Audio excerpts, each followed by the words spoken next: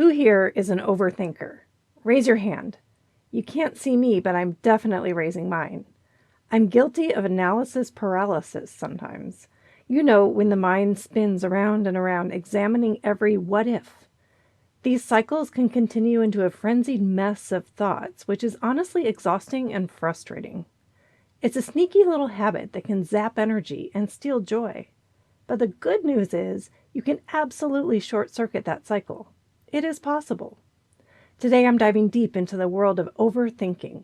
We'll explore what it is, why we do it, and most importantly, how to break free from that endless loop of thoughts.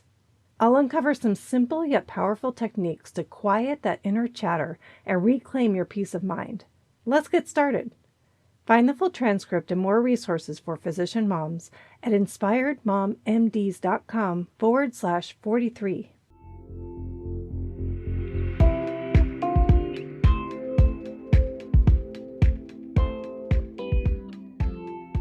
You're listening to Inspired Mom MDs with host Cindy Van Prague, helping physician moms take back control and prioritize what matters most so they thrive in private practice and at home. Hi there, and thank you for joining me today. My mind doesn't stop. And that may be a good thing when brainstorming or solving problems I set on the back burner of my brain. Other times, it encompasses my thoughts with an endless loop of non-productive chatter.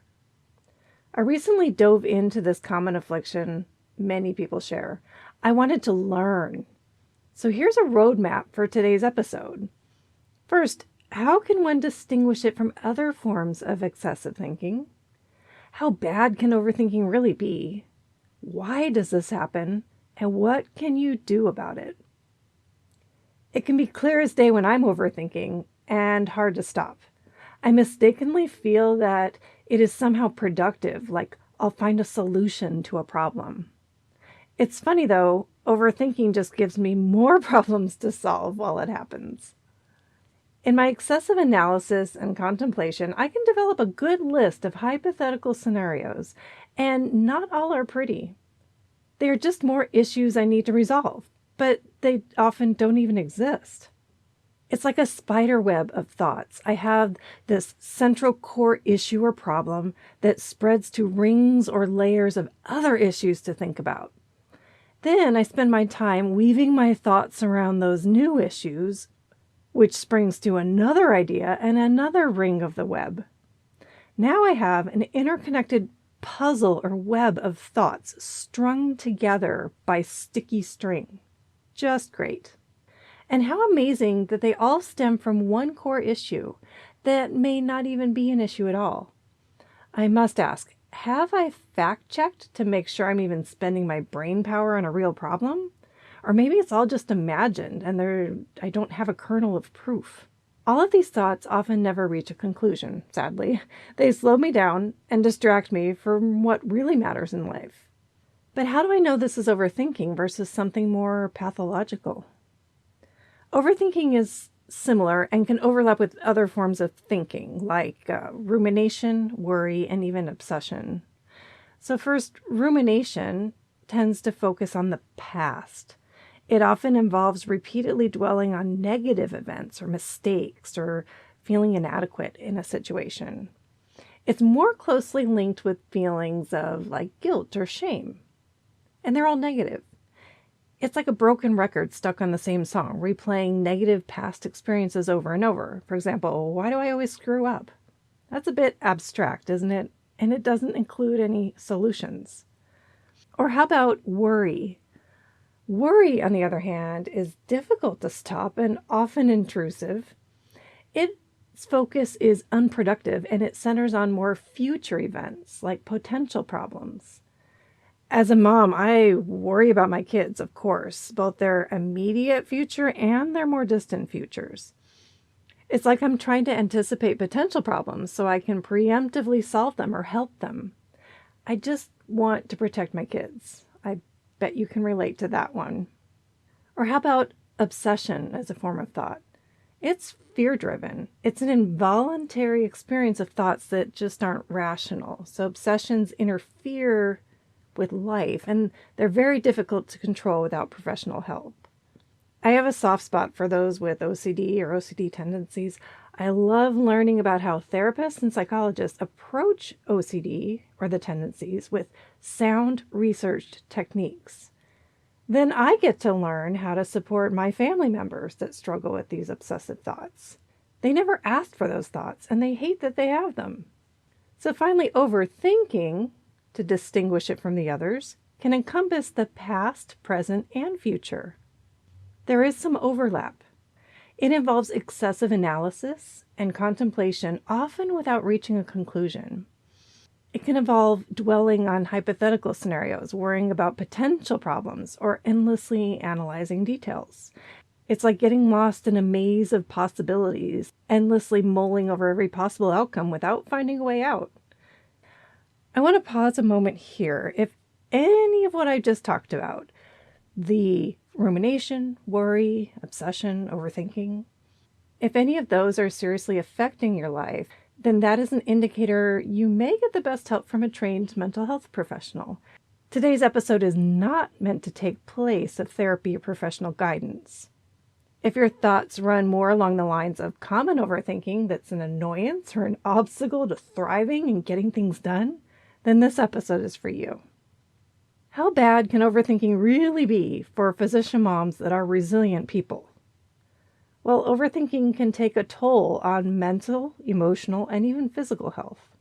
Physician moms have enough on their plate without the added stress of this dizzying mind noise. The mental impact can seem obvious. Stressing over problems without coming to a nice and tidy resolution can lead to anxiety, more stress, or even depression.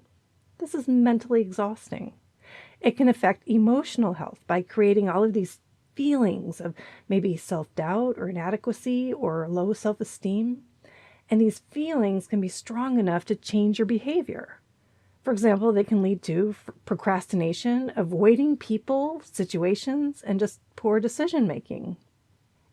And it's not a far stretch to see how all of this can start to affect physical health too.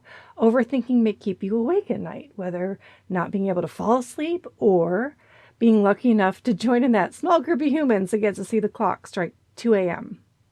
Next thing you know, you're exhausted, making poor food choices, skipping a workout, and snipping back at your partner. What a vicious cycle overthinking can be. I find the why behind overthinking fascinating because it delves into the core of our self and our human psychology. Consider the following reasons why the brain can gravitate towards overthinking. First, fear of the unknown. The mind craves predictability and control, so when faced with ambiguity, it tries to anticipate possible outcomes. Makes sense. These are those hypothetical situations that may or may not ever happen, yet they spark anxiety. This leads to that whole what if line of thinking.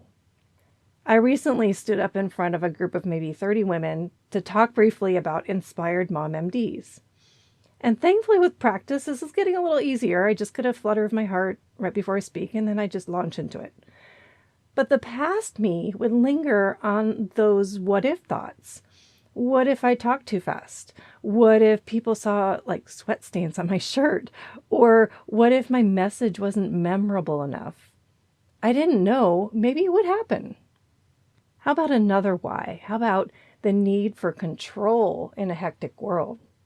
By meticulously analyzing every detail of a conversation or encounter, I somehow feel more in command of my thoughts. This world is loud and chaotic with all the electronics distracting us at every turn. But when I overthink something, it almost feels like I'm in control, like I control the narrative or I own the narrative. All right, well, how about perfectionism? Overthinking and perfectionism are good buddies. Agonizing over minor imperfections or rewording an email 5 times is a loss of precious energy and time, but I still do that sometimes. I can have this need for delivering like the perfect statement or thought, write the perfect comeback, and perform at my utmost best that is truly unrealistic at sometimes. But it is a good characteristic of physicians, right?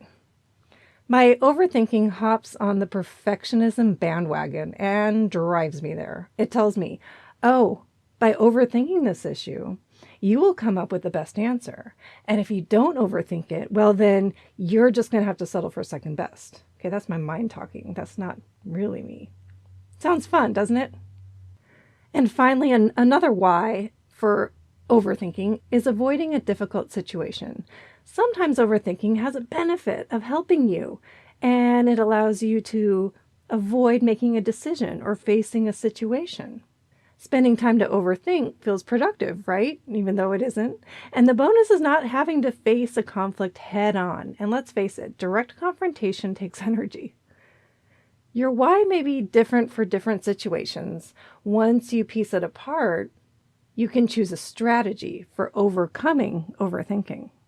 I've just spent a good amount of time defining overthinking and going over some ways it can manifest in someone's life. Maybe you see yourself in one of those examples, or it sparked a related idea. Now, once you identify your patterns, plan your escape route. Here are some ideas on how to escape overthinking. First, label and redirect. Label that overthinking. You can even give it a name, like maybe Oscar.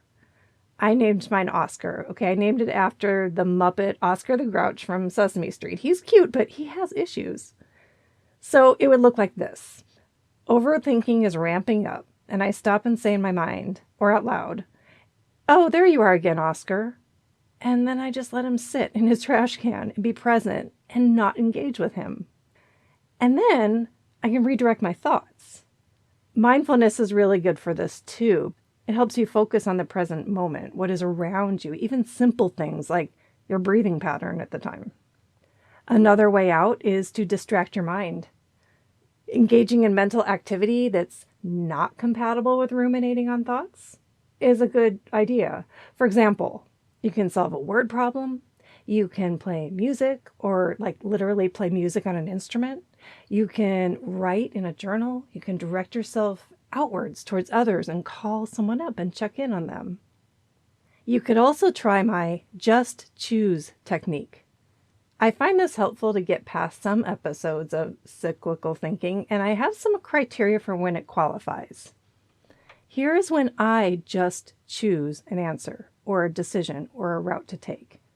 First, that decision must be relatively low stakes. This isn't about jumping at a life-changing decision. It's to just choose what to wear, where to order takeout, or what to do with that unexpected hour of free time. Or if I've already analyzed the pros and cons and all these other variables, I probably am ready to make the leap to make a decision on something bigger. I can think of when we had to choose the right nanny for my kids when they were little, or which house to finally buy when we had to move, or whether or not we had to move in the first place. Next, just choosing helps move away from procrastination, and it regains control over your time. You get time to start something else, like an overdue project, or finish one you already started. This reminds me of my laundry. I have this routine of when doing laundry, I grab the clothes out of the dryer while they're hot, fold them, put them away. It's great, less wrinkles, and I feel satisfied. But there are days that I'm off schedule. Take the clothes out and they just sit there in the basket. And then that basket gets moved around the bedroom all around the week. In my mind, it's no longer laundry day. Well, folding these clothes and putting away the basket is a prime example of something I can do in my free time. That free time, again, is what I'm not spending on my computer researching or sitting and overthinking a question.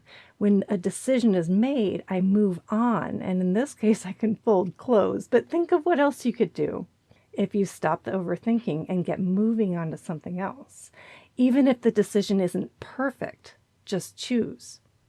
It's better to learn and keep moving than to be stuck in analysis paralysis, right? Don't forget to follow your instinct. You have that valuable intuition born over years of experience to guide your decisions. And it does help when the right answer is hard to articulate with just logic alone. The intuition can kick in and guide you. And finally, you can seek professional help. This is always an option to be used without shame. Why struggle when there are people around the world who are passionate and educated about helping you solve that exact problem? So, overthinking can feel like a constant battle, but it's a battle you do not have to fight alone. By recognizing your patterns, understanding the why behind your overthinking, and implementing strategies like mindfulness or my just choose technique, you could begin to break free from the cycle of excessive thought. Remember to be patient with yourself and don't hesitate to reach out to a professional if you need it. But you deserve peace of mind, and you deserve to live a life less burdened by the weight of endless thoughts. Overthinking is rampant among physician moms, right? If you experience it, you're not alone. But you're also not alone in having the ability to identify the patterns and streamline your thinking so you can be more at ease. And being more at ease moves you further towards your goals and your dreams and peace so you can thrive. So don't forget to join me next week for another dose of support and inspiration. Until then, take care of yourselves and take care of those who matter most. It's time to take control and thrive.